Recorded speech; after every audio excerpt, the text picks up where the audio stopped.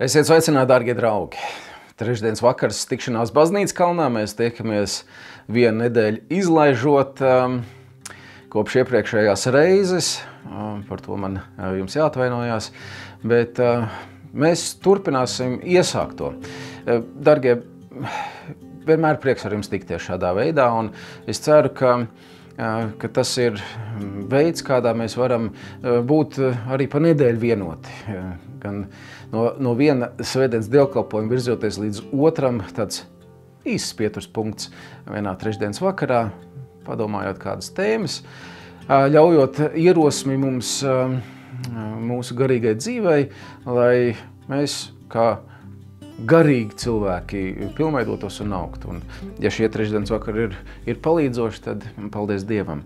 Bet iepriekšējā reizē pirms 2 nedēļām mēs runājām un sākām runāt par Jēzus šiem es esmu vārdiem. Un runājām par durvīm, vai ne?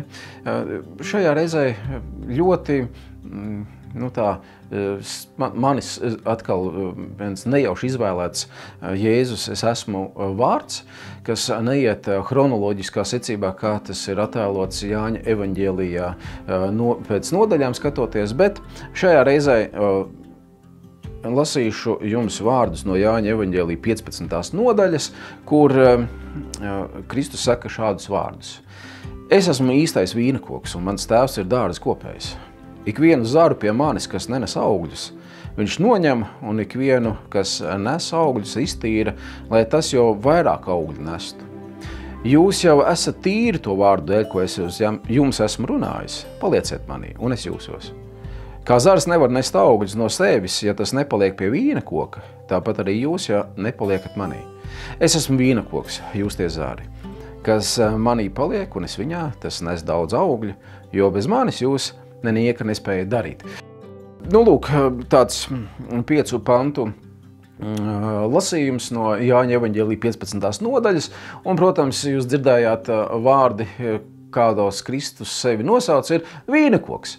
Protams, ka tajā laikā, domājot par vīnakoku, tas bija viens neatņemams kultūras sastāvdaļa, jo vīns tika patērēts. Jā, vīns bija ēdienreižu sastāvdaļa, vīns bija arī svētku neatņemama sastāvdaļa. Un patiesībā, ja mēs tā ielūkojamies Jāņa evaņģēlijā, tajā Jāņa evaņģēlija uzbūvē, tad mums jāsaka, ka patiesībā Jānis arī mēģina sasaistīt šos te Jēzus es esmu vārdus ar kādiem brīnumdarbiem. Un protams, pirmais, kas nāk prātā, domājot par vīnu, tas jūs noteikti arī uzreiz iedomājaties, ir kāzas Kānā, vai ne? Kur Jēzus pārvērš ūdeni vīnā.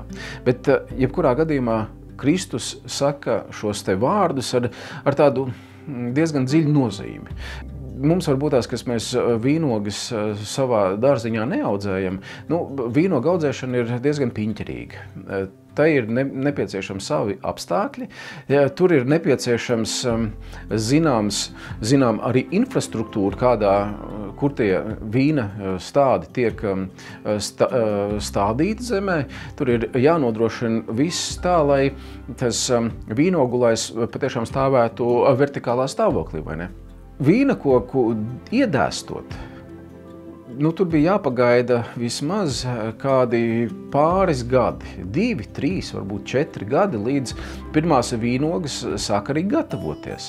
Bet tas piņķerīgākais tajā visā bija, lai tie zari patiešām no tā stumbra būtu pietiekoši spēcīgi, lai viņi turētos. Un tur tad tika izmantotas dažādas palīgierīces, lai uz kā tad šis stāsts tika atbalstīts, un vēlāk augot, plešot saknes, un arī zariem stiepjoties, tad tur tie zari nobrieda, bija pietiekoši spēcīgi, lai sāktu sevi gatavot arī vīnogas.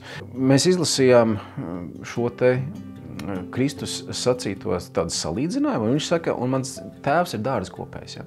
Un tas iet roku rokā. Es esmu vīnakoks, un tēvs ir tas, kas nodrošina pilnīgi visus apstākļus, lai tas stāsts, lai es varētu būt šeit vertikāli. Ja? Un es skatījos kādas bildes, kur tiek, kur dārs ir ticis nobildēts, un tur arī tā atbalsta mehānisms šim te vīnogas stādam nereti tiek izmantot tāda kaut kur līdzīgi krusta formai. Varbūt simboliski to mēs varam kaut kādā veidā sasaistīt ar Jēzus misiju. Bet, lai vai kā, tur vīna dārza kopējs ir tas, kas nodrošina šo te arī zaru tādu kvalitatīvu esību. Ko es ar to domāju? Savvaļā augoši vīnogulāji, tie stumbri, bez atbalsta viņi mēdz noliekties pa labi, pa kreisi nedaudz. Un tie zari, ja zariem nav kur pieķerties, jo tā zara galvenais uzdevums ir pieķerties stumbram, varbūt apvīties kādu reizi apkārt un pieķerties tam blakus esošam zaram, lai viņam būtu stingrs atbalsts, viens otru balstot. Un tikai tad, kad tās visas minerālu vielas ir pietiekoši ilgā laika posmā saņemtas, tie ir kā 3 gadi, kā es minēju, tad sāk veidoties pirmās ogas.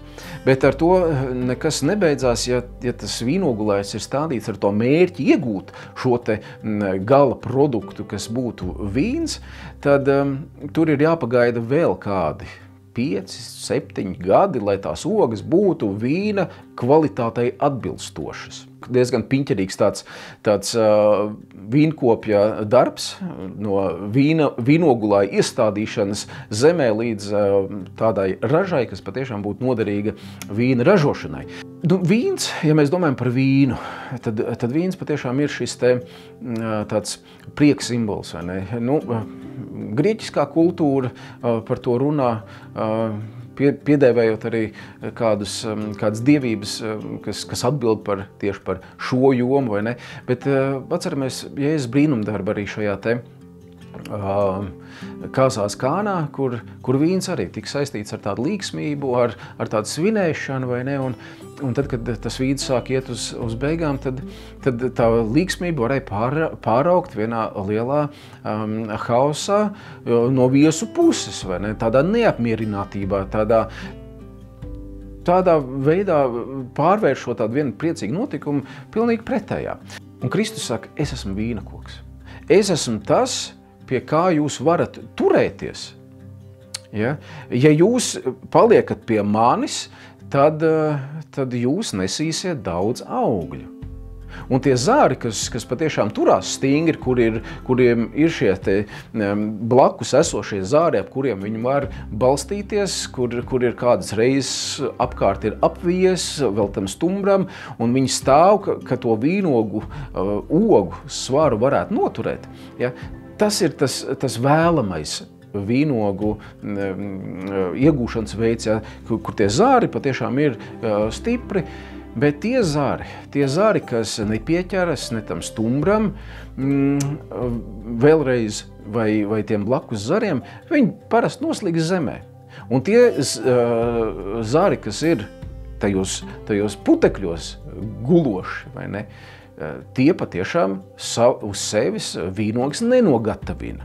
Interesanti, ka es lasēju tādu vienu īpašu domu no kādiem bībeles komentatoriem, kuri saka, ka Jēzus vārds, kas runā par ikvienu zaru, kas nenes augļus, tas vīna dārza kopējs viņš noņem.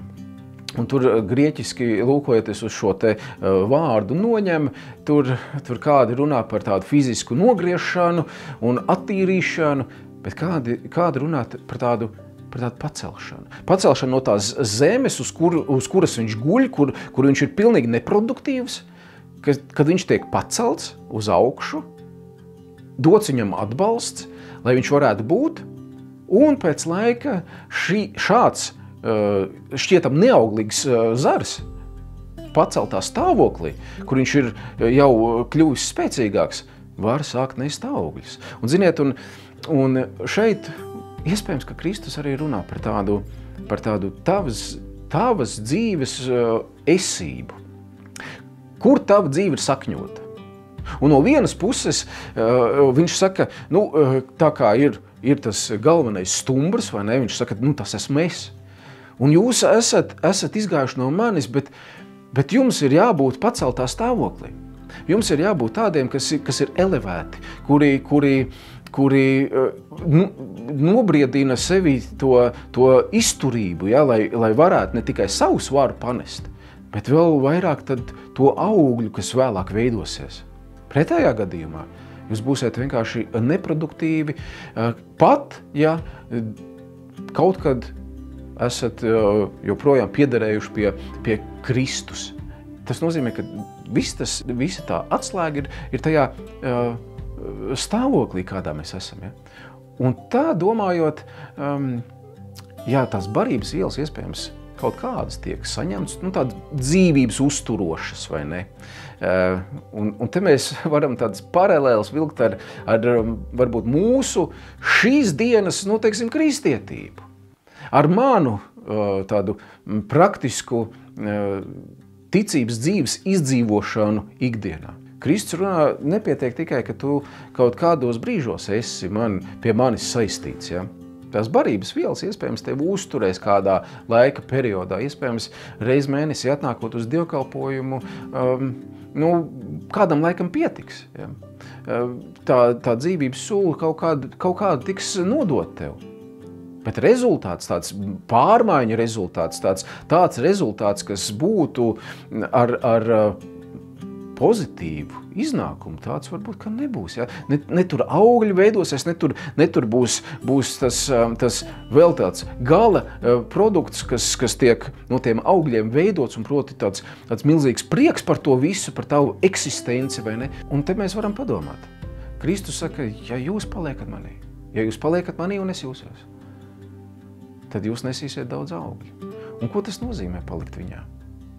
Vai tas nozīmē tikai neregulāru tādu garīgās dzīves praktizēšanu, vai tas tiešām ir tāds mudinājums nemitīgi saņemt šīs te barības vielas, kuras mums ir atstātas.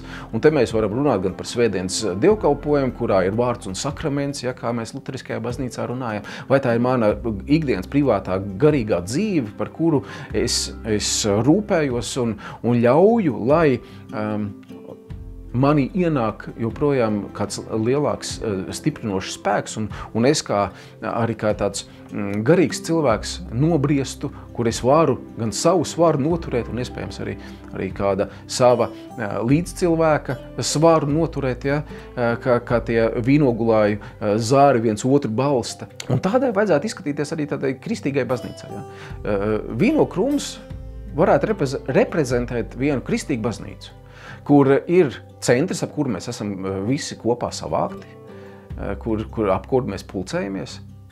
Mēs cenšamies sevi noturēt tajā paceltā stāvoklī, viens otru balstot, ja tas ir nepieciešams, stiprākie zari balsta nedaudz vājākus, un iespējams tās lomas pēc kāda laika mainās, kur ir aicināti ne tikai būt un sevi tādā paceltā stāvoklī noturēt, bet gal galā, laižot caur sevi tās barības vielas, reiz pa reizei arī nobrīdināt kādus augļus. Jā, nu tas auglis ir ne kā pašmērķis, bet kā tāds milzīgs bonus, kas mums tiek iedots. Un te mēs varam runāt par tām garīgām dāvanām, vai ne? Aizrunāties arī tik tālu.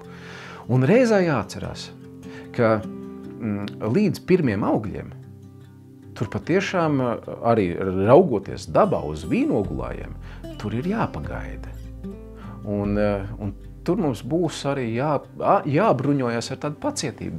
Domājot arī par sevi un domājot iespējams arī par tiem saviem ticības biedriem, ar kuriem mēs dalam draudzes kopību, paciesties arī ar viņiem. Jo tie augļi prasa laiku. Un ja es varu būt pagaidām palīdzoši tajā visā, ar savu kaut kādu klātbūtni, palīdzēt tajā paceltajā stāvoklī viņam noturēties, tad es esmu aicināts šādā misijā arī darboties. Dargie, tāpēc šie Kristus vārdi, ja, kur viņš saka, es esmu vīnakoks un jūs tie zari, un bez manis jūs nieka nespēja darīt, tie ir pilnā mērā attiecinām uz kristīgās baznīcas eksistenci šajā pasaulē. Un atceramies, tas galvenais auglis, kam jānobriest, ir tādam patiesam priekam. Tādam priekam, kas ir gandarīts par to, ka es varu būt Dieva klātbūtnē, ka es varu būt arī palīdzoši saviem brāļiem un māsām Kristū, ka mana diena man ienes prieku, jo es saņemu Dieva žēlastību. Un par to mēs varam Dievam arī pateikt paldies. Dargie, lai Dievs mūs svētī, lai Dievs mūs turpina pie sevis turēt, savas šīs te garīgās barības vielas mums neliekt, ka mēs tās arī laižam caur sevi un ka tie augļi arī mūsos veidojās un gatavojās. Un prieks neiztrūkst. Tāds mans pārdoms šajā vakarā, lai jums svētīgs šis vakars, lai jums arī atlikusī tā nedēļas daļa ir kopā ar Dievu nodzīvota, svētdien dievkalpojums, kurā mēs kā draudz varam sanākt kopā ap to vienu stumbru. Un, protams, pēc nedēļas atkal runāsim par kādiem citiem Kristus es esmu vārdiem. Lai Dievs jūs svētī. Ar labvakaru!